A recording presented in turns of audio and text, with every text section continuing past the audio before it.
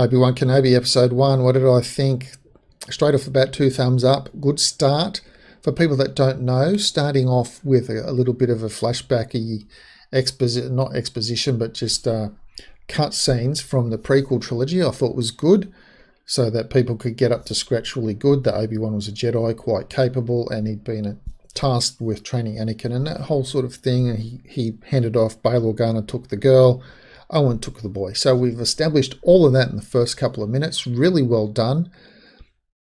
From then on, obviously, we see Obi-Wan's living a normal life, trying to, but the Inquisitors, great. Look, there was a little bit of exposition, but it was done in a good way. And it was done in a way that I felt added to the dread that the Inquisitors instill in people. Well, 2 of the Inquisitors, at least anyway, of the 3. And that is by telling the person, this is how we hunt Jedi. We don't have to go all crazy. We just do certain things in certain places, and the Jedi reveal themselves because they can't help it but stepping in to help people that need help. So the Inquisitors do it that way. Leave the Jedi enough time and they will just reveal themselves, which is, of course, what happens. Of course, the hot-headed girl Inquisitor, she doesn't really instill a sense of dread, not from me, not as I see it. She more instills a sense of fear, as in, don't hurt me with your lightsaber because you're a hothead, as opposed to the other one, or the other 2, that are more instilling of dread, that, oh my God, what could possibly happen? Because you haven't revealed to me what could possibly happen, my imagination can go worse. Sort of like Darth Vader. Yeah, we knew Darth Vader was powerful, but he didn't need to start flashing a lightsaber around and holding it near people to make threats to them. We just knew, well, and Darth Vader just instilled dread in people. So that's what I felt with the Inquisitors. The first 2, they instilled dread. Girl number 3, Inquisitor, she just instilled fear of being hurt more than a dread. Okay, so we've discovered, they've revealed that their plot device is to do something to draw the Jedi out, because the Jedi can't help themselves but try to help. So we see young Leia, and I thought the casting of that was good, so I could believe that that little kid grew up to be Carrie Fisher Leia. I could believe that. The acting, or the way they had her behave, I could see that progressing to be the Carrie Fisher Leia that we saw in the original trilogy. Just spot on. Also trying to instill some wisdom into her from Bail Organa. And of course, as predicted, the little kid gets kidnapped.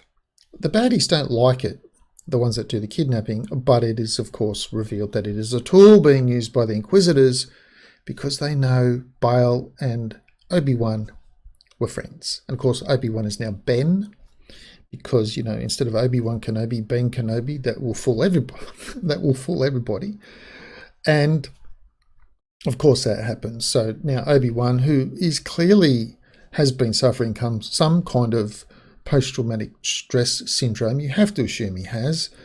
He chopped up his best mate of years, left him to burn on a lava field, and all of his friends got killed. That would have to be affecting him mentally.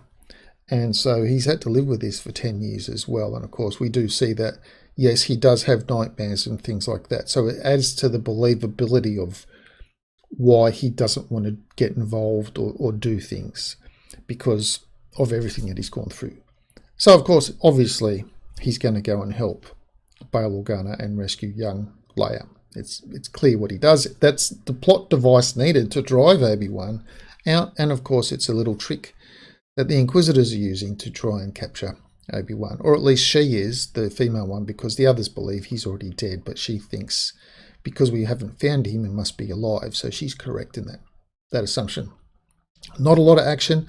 Not endless dialogue, which is great, but the dialogue that was there was spot on as well, and I thought it was good. Acting was good. I can't really fault anything. If I was going to be picking something, it was the very first scene in the bar with the first Jedi that was exposed. That just felt, not the whole scene, I'm just talking about that first little Jedi interaction where he becomes a Jedi and he's like, I'll stop that knife and I'll do this, and I'll just that little bit just felt like a bit of fan fiction film. The rest seemed really good, but that just reminded me of some of the fan fiction films that I've seen. But otherwise, looking forward to episode 2.